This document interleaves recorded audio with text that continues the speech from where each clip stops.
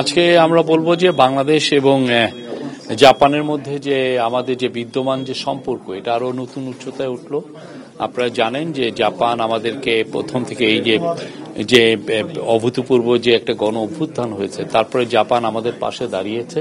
আজকে জাপানি prime minister Shigeru ইশিকাওয়ার সাথে আমাদের চিফ অ্যাডভাইজার প্রফেসর মোহাম্মদ ইউনুসের একটা খুবই সৌহার্দ্যপূর্ণ মিটিং হলো।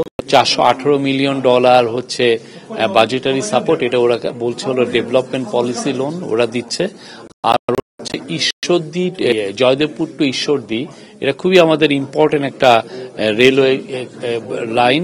আরো ওরা স্টুডেন্ট স্কলারশিপ এর জন্য আরো $4.2 মিলিয়ন। আমরা ওদের কাছ থেকে পাচ্ছি হচ্ছে 1.063 মানে $1 বিলিয়ন একটু বেশি আমরা ওদের কাছে পাচ্ছি। তাহলে আমাদের আসলে এখন যে ইকোনমিক যে আমরা যে রিকভারির মধ্যে আছি সেই রিকভারিতে এটা হেল্প করবে আমাদের।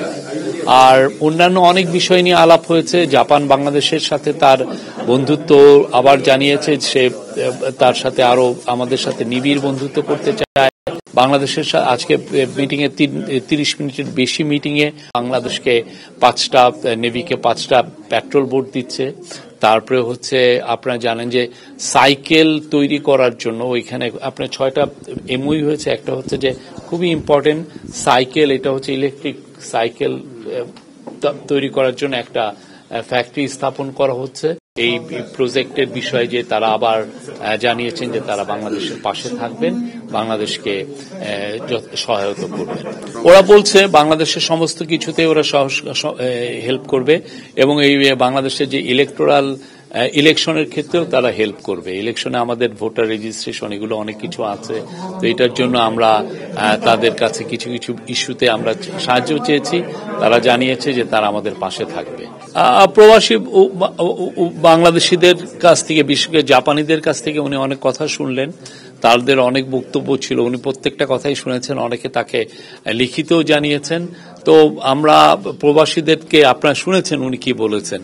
তো আমরা মনে করছি যে প্রবাসীরা they will play big role, because আমরা বাংলাদেশ থেকে 1 লক্ষ বাংলাদেশিকে জাপানে রিক্রুটমেন্ট মানে জাপানের আমরা জব অপরচুনিটি তৈরি করার চেষ্টা করছি।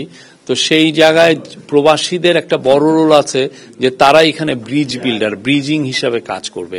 তারা আসলে জিনিসটাকে আরো বেশি এক্সপেডাইট করার জন্য যথেষ্ট হেল্প করার সুযোগ আছে এবং অলরেডি আজকে তারা বলেওছে যে এটা নিয়ে কাজ করবে। তারা আরো কিছু কিছু বিষয় বলেছে, তা আমাদের চিফ অ্যাডভাইজার সবগুলোই শুনেছেন।